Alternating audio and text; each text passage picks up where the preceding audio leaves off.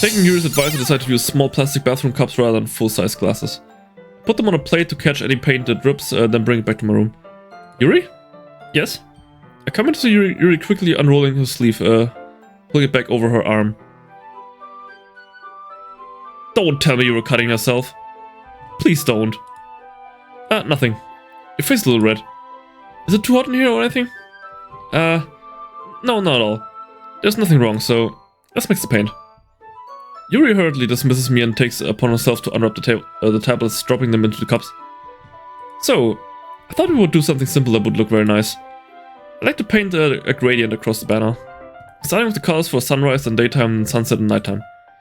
Once it dries, I'll write an inspirational quote across the banner. We can hang it on the wall behind the podium at the front of the classroom. Ah, neat. What are you going to write? Well, it'll be more fun to surprise you. Yuri smiles at me. If you say so. After rolling out the banner, Yuri and I kneel on opposite sides so we don't get in the way of each other. Yuri uses a brush and adds a few dots of different colors across the banner to serve as a color guide when we paint. It kind of reminds me of elementary school. Painting on a banner with watercolors feels a lot like the art class project we had back then. It's relaxing. I'm sorry if this feels too childish. No, I didn't mean that at all. It's kind of fun, you know? Yeah, it is fun. I'm glad you feel that way too. Yuri stops painting for a moment, thinking of it to herself. For me, I don't need to go out and do crazy things to have fun. In fact, I usually don't even want to. I just like when I can spend time with one other person. Even if it's something simple like reading, it doesn't even matter if we don't talk much. Just having a friend next to me makes things feel a little bit nicer. I think that's all it takes for me to be happy. Is that so? Even if Yuri and I are quite different, I can understand where she's coming from. I feel that way about things like anime and games, where simply sharing the experience with someone can make me happy. I think I feel the same way. Yuri smiles gently. I knew you'd understand. Yuri leans over the banner to grab an unused paintbrush. But I move at the same time, causing my head to bump into hers. Yeah! Sorry. Yuri reels back and I quickly lift my hands in surprise. Are you hurt? No, I'm not hurt. It just startled me, that's all. Sorry, I should have asked you to get it for me. It's not your fault. Ah, your face. There are droplets of paint on Yuri's face and neck. Is there something on my face? Yeah, I accidentally got paint on you. Sorry, it's totally my fault. I'll get a towel right away. I rush out and fetch a small towel, then I dampen it with hot water. I return to my room and kneel back down in front of her. Ah, it's cute. Here. There. Hara hara. I pat down Yuri's face and neck with the towel. Something wrong? It's hot, I just didn't expect it. Sorry. I didn't want to use cold water. Having finished, I started to retract my hand. But Yuri suddenly holds my wrist. Wait. Huh? Just for a little longer. Aww. Feels really nice. Oh, she's a cutie. I like her a lot. I keep my hand still against Yuri's neck. She looks into my eyes. It's an intense expression that I recognize from when she reads her books. Almost as if she's lost in a daze, enveloped by her own thoughts. She breathes gently, half through slightly parted lips. What's happening? Is it the aroma of the jasmine oil giving me this dizzy feeling? Yuri's gentle fingers wrapped around my wrist sent a tingling sensation through my arm. And suddenly her face seems to be much closer to mine than it was just a moment ago. Yuri slowly pulls away. Sorry. I'm feeling a little lightheaded today. Didn't mean to space out. It's fine. The moment is over as soon as it began. What a tease. Yuri picks up her brush again. But her movements seem clumsier, like she's unable to focus. I remain silent, forced to ignore the event that just transpired. I hesitantly retrieve my own brush and continue following Yuri's example. That should do it. I finished filling the night sky with the white dots that look like stars. Looking at the banner as a whole, it's very pretty and natural looking. I think it came out better than I expected. I'm really happy with the results. Yeah, me too. Are you going to add the lettering now? Not yet. Needs to dry first. That's true, but won't that take a while? Well, perhaps it would be the best to leave it here and then have you bring it in the morning. I can do the lettering in the classroom before our event starts. Is that okay? That's totally fine. Wonderful. In that case, I don't think there's anything more for us to do here. Other than make love. Phew. Haha. You said it like you're glad it's over. Was I wrong to assume that you were at least enjoying yourself a little bit? Ah, no, it's not that. I'm just glad that we managed to get everything done. I see. I am too. I was a little concerned about time. I need to start making dinner soon. Huh. So you don't have any time left. I was secretly hoping we would have extra time after finishing the work. Well, Yuri thinks to herself. I think it would be too irresponsible of me to wait much longer. I'm sorry. I was hoping there would be more time as well. It's probably my fault. Sorry for being such a slow worker. No, it's not your fault at all. And the important thing is that we got everything done, right? Yeah. So, I shouldn't be disappointing or anything. Gathering all the things, Yuri seems to look a little downcast.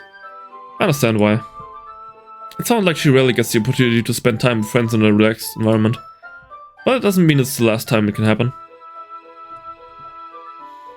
Once Yuri packs up, I walk her out the front door. Thank you very much for having me today. No problem, I'm glad I was able to help.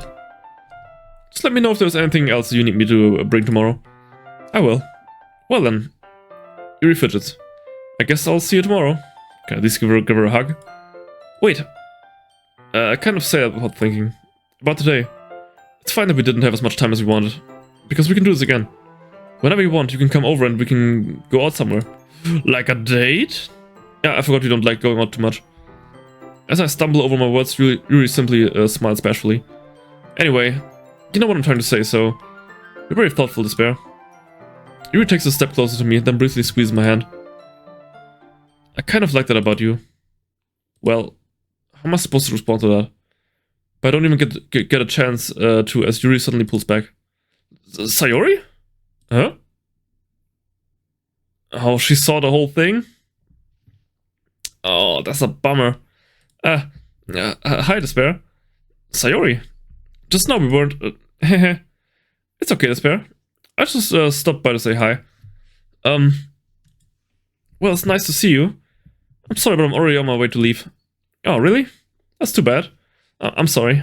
But we'll be all together at the festival tomorrow, so that's fine, right? Of course.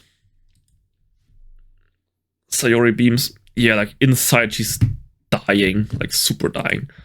Yeah, so I'll see you tomorrow. Clearly embarrassed, Yuri hurries off. Sayori waves goodbye after her. Sayori, I thought you didn't want to come over today. Well, I tried staying in my room, but my imagination was being really mean to me. So I had to come here and see it for myself. See what? What are you talking about? You know, how much fun you were having with Yuri.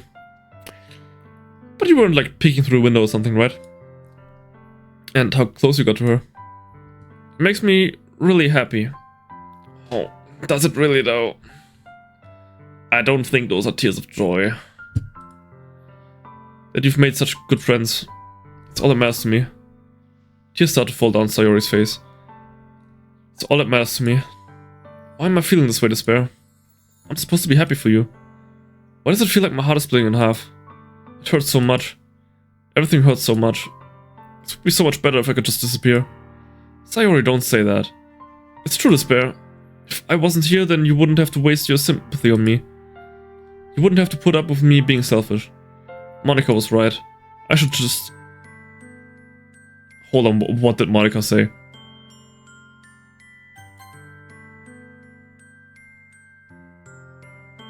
Monika was right. Okay. Monika was right about what? Sayori? What I said before is true. I'm not going to... Hold on, so Monika is clearly scheming something. And she's like not as good of a leader as she seems to be. Like apparently she's been manipulating Sayori and also the others. I'm not going to let this continue. Caring about you caring about you like this isn't the burden your mind is making it out to be. It's something that makes me happy. It's something that I wouldn't trade for anything else.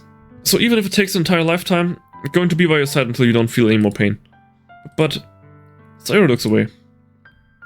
I put a hand on her shoulder to reassure her. I'm scared, Despair. I'm really scared. What are you scared of, Sayori? I'm scared that I might like you more than you like me. Yeah, that's... Sayori? It's true, isn't it? I was weak inside to like you too much. I did this to myself. Despair, I like you so much that I want to die. That's how I feel. And that's enough, Sayori. I don't want you to hurt anymore. I slide my hand down Sayori's arm and squeeze her arm in my hand in my own. Do you remember how I said I always know what's best for you? Do you still believe me? Wordlessly, Sayori nods. Even if you don't understand all of your own feelings. I know what you need the most right now. And that's what I'm going to give you. Sayori.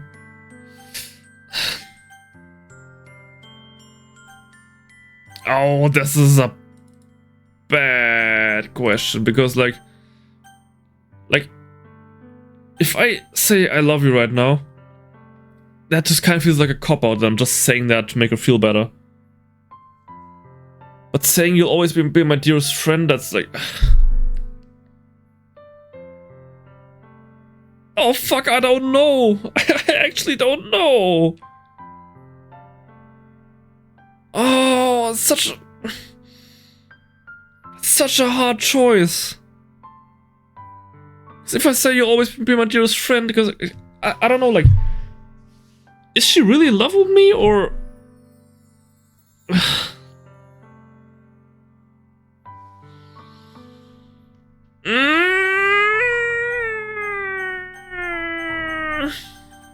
but then how will Yuri feel? Because I've been leading Yuri on. And if I start dating Sayori now... Oh, fuck, this is hard. You're my friend. You'll always be my dearest friend. What you need most is for things to be like they've always been.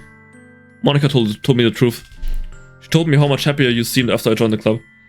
I know you're struggling with some really difficult feelings right now, but please trust me that I know what's best and what will make you happy in the end. I promise I'll help get things back to the way they were. I see. Sayori forces a smile through an incredibly pained expression. I believe there was no right answer there. There was no right answer. Is this what it feels like to get stabbed in the chest? Oh fuck. Oh, and I regret it immediately. I should write a poem about this. Sayori, it's okay. It's just my punishment, remember? Oh, for being so selfish. So please don't worry about these stupid feelings. I know you're right. I knew this whole time that there's no happiness down that path. That's why I came here. Just so I could get the answer I needed to hear. Oh shit, and the other thing. You're also right that I just want it to go back the way it was. I realize that now. You really do know me better than anyone to spare. I'll trust you with anything. Anything at all. So... Sayori's smile finally breaks. All of a sudden she turns around and drops to her knees.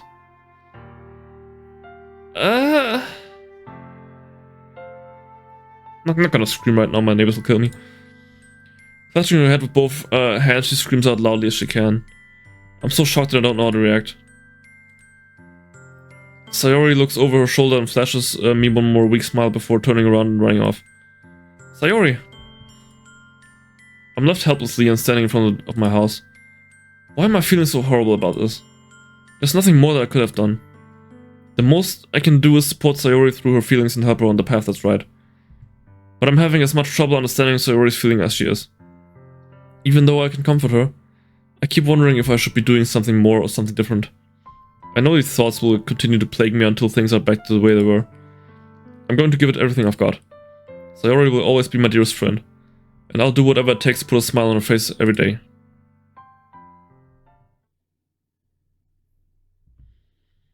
It's the day of the festival. Of all things, I expect this to be the one where I'll be walking to school with Sayori. But Sayori isn't answering her phone. I considered going to her house to wake her up, but decided that's a little too much. Meanwhile, the preparations for the event should be nearly complete. The banner Yuri and I painted is dry, and I gently rolled up to take it with me. She sent me a pleasant text reminding me not to forget anything, and I reassured her. Funnily enough, I probably feel the same way as Natsuki about the event. I'm more excited for it to be over so I can spend time with Sayori and Yuri at the festival. But knowing Monica, I'm sure the event will be great too. Despair, the first one here. Thanks for being early. That's funny, I thought at least Yuri would be here by now. Monica is placing little booklets on each other of the desks of the classroom. They must be the ones she prepared that have all the poems she will be performing. In the end, I found a random poem online that I thought Monica would like and submitted. So that's the one I'll be performing.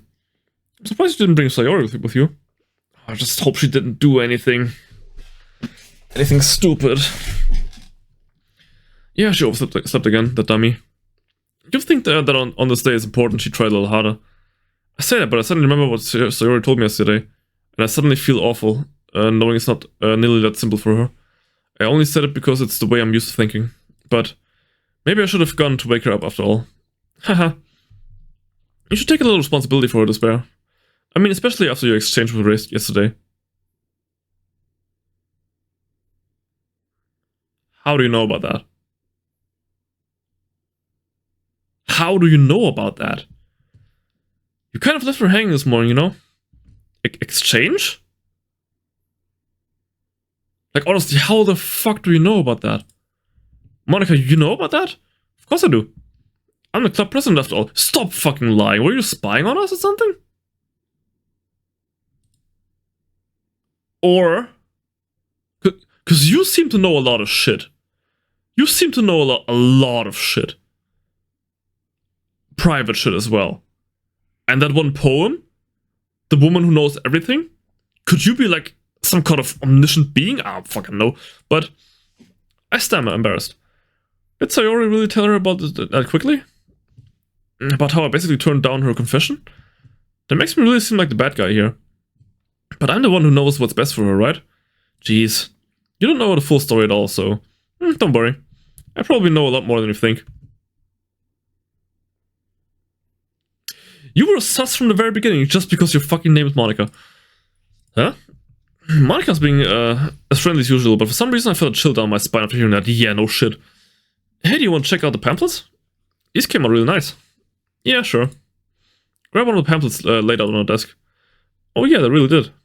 Something like this will definitely help people take the club more seriously. Yeah, I thought so too. I flipped through the pages. Each member's poem is neatly printed on its own page, giving it an almost professional feel. I recognize Natsuki's and Yuri's poems from the ones they performed during our practice. What's this? I flipped to Sayori's poem. It's different from the ones she practiced. It's one that I haven't read before.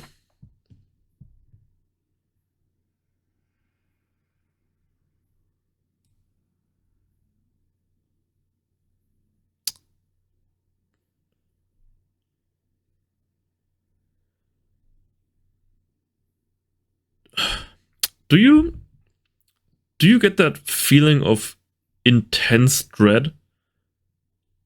The one that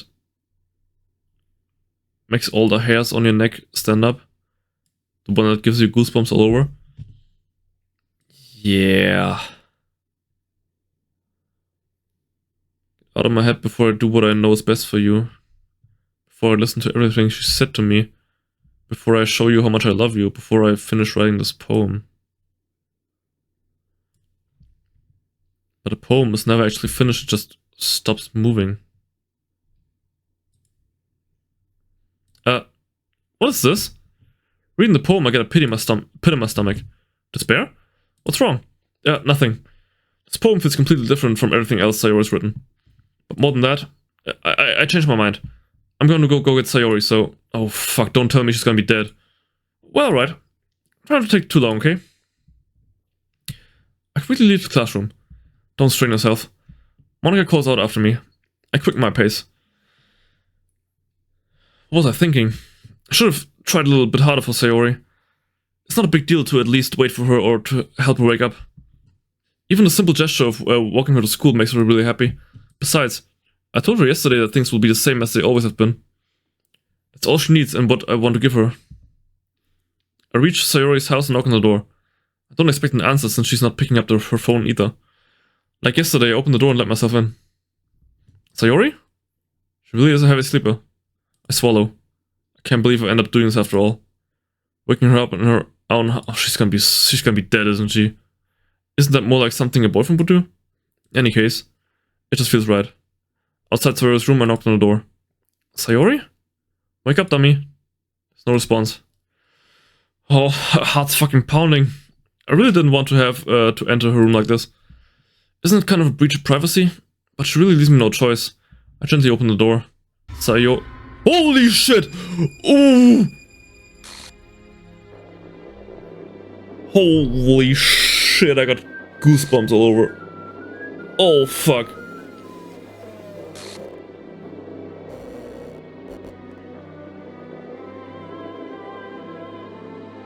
What? File game script line 307, see traceback text for details. What? Are we living in a simulation? What the hell? What the hell? Is this a nightmare? It has to be. This isn't real. There's no way this can be real. Sayori wouldn't do this. Everything was normal up until a few days ago. That's why I can't believe what my eyes are showing me. I suppressed the urge to vomit. Just yesterday, I told Sayori I would be there for her. I told her I know what's best and everything will be okay. Then why would she do this? How could I be so helpless? What did I do wrong? Turning down her confession. It has to have been what pushed her over the edge. Her agonized scream still echoes in my ears. Why did I do that to her when she needed me the most? Why was I so selfish? This is my fault. My swarming thoughts kept telling me everything I could have done to prevent this. If I just spent more time with her, walked her to school, and gave her what I know she wanted out of a relationship, then I could have prevented this. I know I could have prevented this. Screw the literature club. Screw the festival. I just lost my best friend. Someone I grew up with. She's gone forever now. Nothing I do can bring her back. This isn't some game where I can reset and try something different. Oh boy, do I have something to tell you. I had only one chance and I wasn't careful enough. And now I carry this guilt with me until I die. Nothing in my life is worth more than hers. But I still couldn't do what she needed from me. And now, I can never take it back. Never. Never. Never. Never. Never.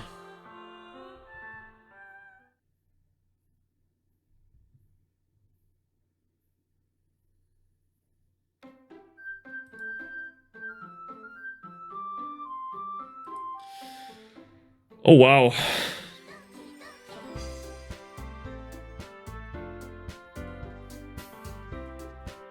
Sayori, you're looking a little glitched out there. But hey, we will actually tell Sayori that we love her next time.